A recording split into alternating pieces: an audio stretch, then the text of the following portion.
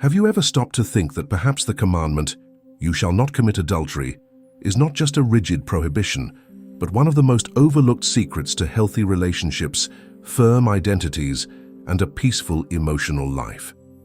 And what if, without realizing it, many people who claim to believe in God have been defending ideas about freedom, desire, and love that are sabotaging exactly what they most want to build? Before dismissing this commandment as too old, the honest question is the problem with the command itself or with the shallow way we've looked at it? If this question bothers you, great. It's a sign that there's still living faith inside you, even if hidden behind frustrations, doubts, disappointments, and broken stories. Whoever is watching this video knows deep down that they weren't created to live just any kind of relationship, that they weren't born to be just another in the crowd, and feels that there's something greater, more worthy, more aligned with the Creator's purpose. So the question is, how long will we accept as normal a culture that trivializes betrayal, romanticizes infidelity, and reduces the other to an object, while the heart cries out for something truer? Today you won't just get superficial advice on how to avoid falling into temptation, but a profound shift in perspective. You'll see that this commandment is protection and honor, not prison. You'll understand the spiritual, emotional, and even social role of fidelity. You'll realize where adultery truly begins and how to overcome it before it becomes action. You'll learn to position yourself as chosen, someone who decides to live with integrity in a world that lives upside down.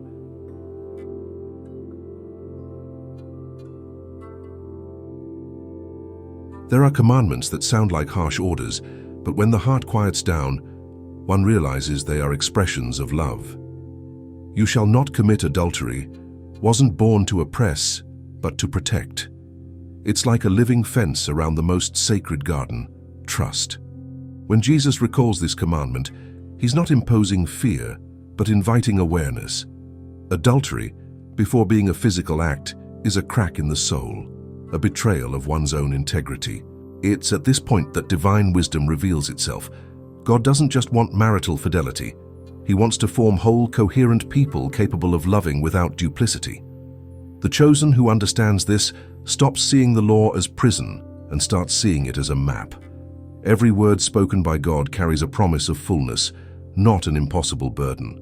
The command, "You shall not commit adultery," is, in fact, a reminder that true love requires inner truth.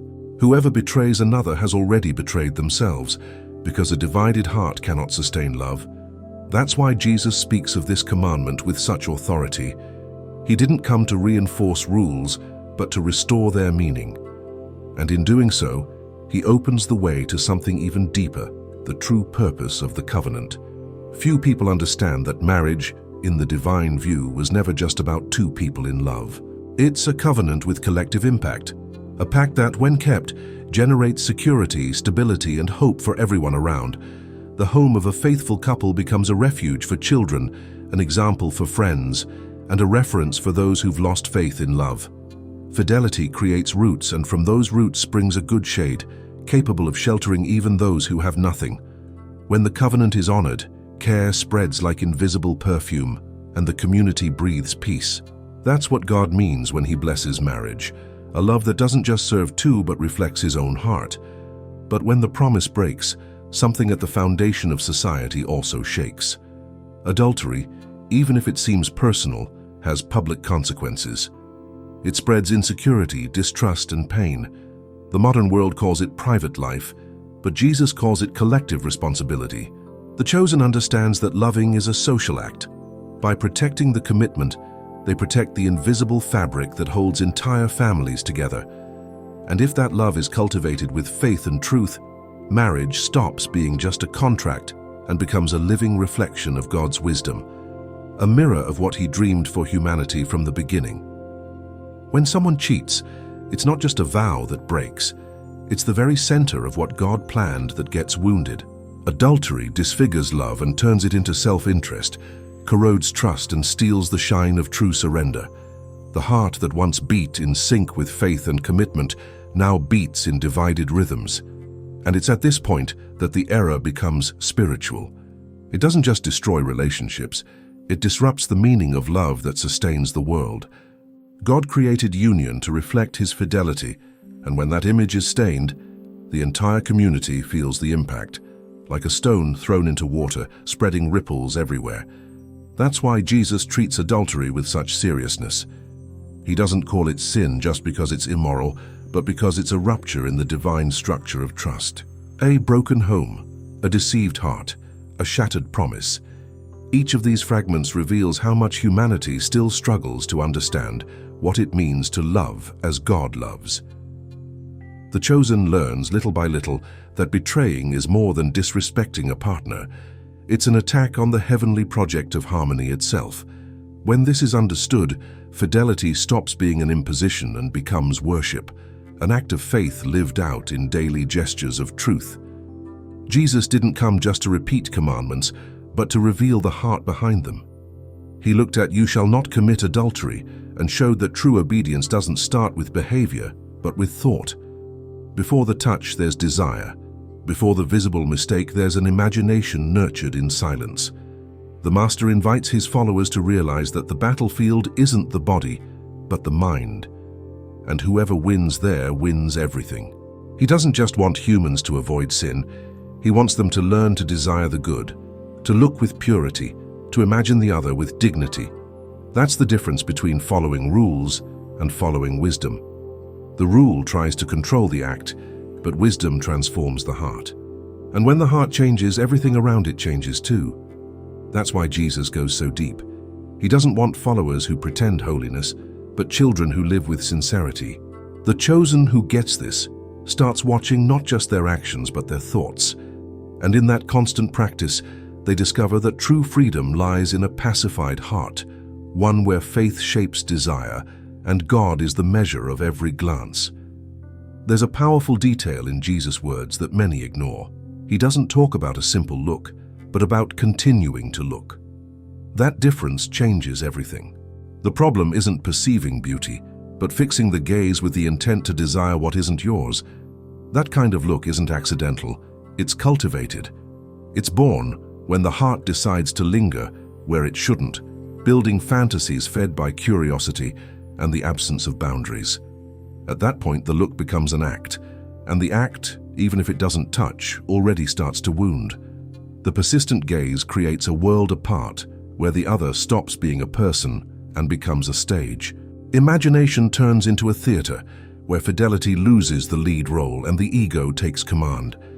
The chosen, however, learns to redirect the eyes before thought traps them. Instead of feeding images that distance them from God, they choose to see the world with gratitude, purity, and purpose. When one learns to look with reverence, the body follows the same path. After all, the gaze is the first step toward love, or toward the fall. The choice is always before those who want to live with awareness and faith. The heart is shaped by the habits it repeats, and the gaze is one of the most subtle. When someone trains their eyes to see the other as an object, the brain starts to believe that's normal. It's a kind of invisible, silent, but devastating conditioning. Little by little, the person loses the ability to perceive another's soul and starts seeing only what they can use. That's the danger of cultivated desire. It turns what was human into consumption, and what was love into lack disguised as pleasure. That's why Jesus draws attention to what seems small but is profound. Every fed gaze is training. Every reinforced fantasy is one more step in the wrong direction. The chosen who wants to live in freedom needs to train the opposite gaze, the one that sees God's presence in every face, beauty without possession, charm without covetousness. This new habit purifies not just the eyes but the entire heart. And when the heart changes, the world changes too, because we start seeing people where we once saw only desires. What many believe is locked in the mind actually escapes through gestures, words, and silences. Secret fantasies shape behavior, even when no one notices. The way of looking, talking, joking, everything changes. Heart adultery ends up seeping into public life, creating a culture where respect becomes the exception and objectification the routine.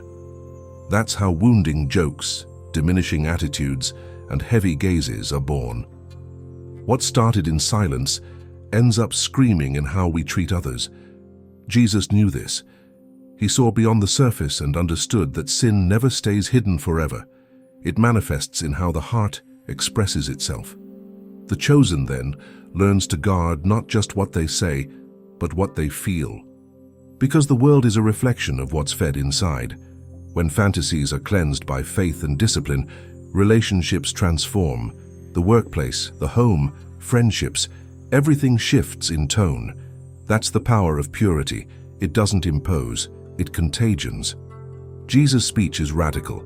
Whoever looks with intent has already committed adultery in the heart. This statement unsettles because it dismantles the idea that sin only exists when visible. It shows that evil begins when love is replaced by possession, when the other becomes a means to pleasure and not an end in itself. God doesn't judge just the act, but the motivation. And that's a liberating revelation, because repentance born from within has the power to change everything outside. Jesus didn't come to condemn, but to heal. His word cuts deep, but not to wound. It's to remove what hinders true communion. The chosen understands, then, that purity isn't repression. It's freedom. When the heart is cleansed, the gaze becomes clear again, the touch true and love whole. This transformation starts where no one sees, but ends where everyone feels, in how we live, relate, and reflect God's image in the world. In times when the body has become merchandise and desire is treated as entertainment, Jesus' message sounds almost revolutionary. He proposes a community where women aren't seen as temptation, but as bearers of the same divine dignity. True faith doesn't create environments of guilt, but of honor. Jesus looked at despised women and raised them before men, reminding that those who disrespect them don't understand God's heart. This vision is an invitation to social reconstruction, where respect is sacred and empathy is law. The chosen who follows the Master's steps understands that purity isn't isolation, it's responsibility. They watch the gaze, words, and intentions because they know the weight they carry. Every gesture can heal or wound, free or imprison, and when faith shapes conduct, the world around begins to transform. Jesus didn't just talk about respect, he lived it, and he invites every follower to do the same, becoming a mirror of a kingdom where every woman is seen as a living expression of God's grace and love. The moment comes when the teaching boils down to a simple, powerful truth. Everything starts with how you see the other. Seeing every person as God's image is the starting point and destination of divine wisdom. It's not just about controlling desires, but cultivating a gaze that recognizes value, purpose, and spiritual beauty in every human being. That's the true antidote to adultery of body and heart, looking with purity, feeling with gratitude, and acting with love. The chosen, guided by faith, understands that holiness isn't the absence of temptation, but the presence of awareness. They seek to align mind, heart, and attitudes with God's will, making their life a reflection of what they believe. And so, every relationship becomes sacred ground, every conversation an act of care. When lived this way, fidelity stops being effort and becomes nature. Because whoever sees God in the other will never treat them as less. They'll see, in every face, the miracle of creation in motion.